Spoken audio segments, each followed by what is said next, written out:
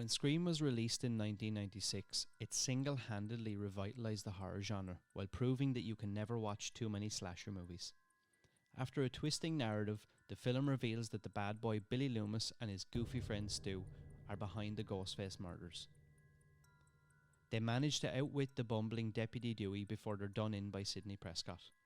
But some fans believe that Dewey is the real killer and that he was actually in on the whole thing. This game-changing proposal about Deputy Dewey is one of the most intriguing 90s fan theories out there.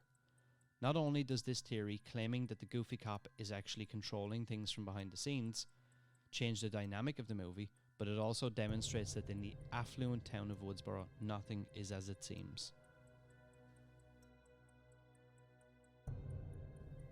He reaches Sidney's house impossibly fast. Sidney Prescott lives in the middle of nowhere. Her father's house is surrounded by woods and rolling green hills, and in the impressive helicopter shot that ends the movie, it's clear that no one lives within a mile of the family. So how does Deputy Dewey reach her house so quickly after she attempts to call 911? In a scene when Sidney is being chased throughout her home by Ghostface, she attempts to call 911 from her computer just before the intruder stops her. She escapes his grasp and reaches the front door, where she finds Dewey waiting and holding a Ghostface mask. Fans are suspicious of Dewey's quick arrival. While he may have simply been watching out for his sister's friend, he also may have given Billy a ride to the remote home. He provides Billy with an alibi by taking him into custody.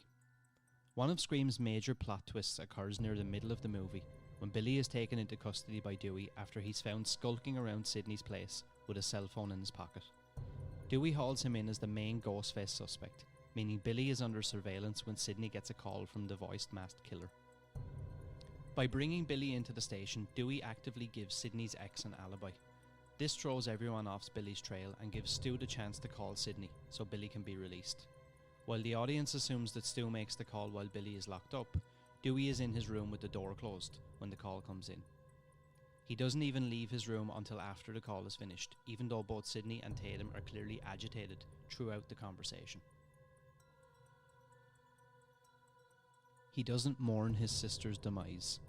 Something fans find strange about Dewey is the way he mourns the loss of his sister, Tatum. After her neck is broken by a garage door, that is to say, he doesn't mourn her at all. Some believe he merely saw his own sister as collateral damage in an obsessive conquest for her best friend Sidney. He's often conveniently incapacitated. One of the many running themes in the Scream franchise is that Deputy Dewey is absolutely no help in catching masked offenders. In every film he is either knocked out or harmed, or he sleeps through every important moment. Some fans and Redditors alike believe that this is all purposeful. He is always either incapacitated or otherwise busy during the final showdown. This is a big one for me. During this time he could be acting. If he's in on it, he's nothing to lose with either side. He could be waiting for them to finish so that he can take sides whichever one wins. He's always near the action. In most of Scream's harrowing scenes, Dewey arrives immediately before or after the appearance of Ghostface. Whether he's popping up at Sidney's house right after she's set upon by Billy, or he's at the school where the principal was eviscerated, Dewey always seems to be nearby. More so than Billy or Stu, Dewey is akin to the likes of Voorhees, Myers, and the lesser slashers that followed in their lumbering footsteps. Like those characters, Dewey is nearly omnipresent and is always exactly where you don't want him to be. Whether he's taking a hands-on approach to the slayings or orchestrating them himself, his nearly constant presence at the scenes is proof of his involvement. Well, that's it for this week's episode. Thank you for listening, and I'll see you again next week.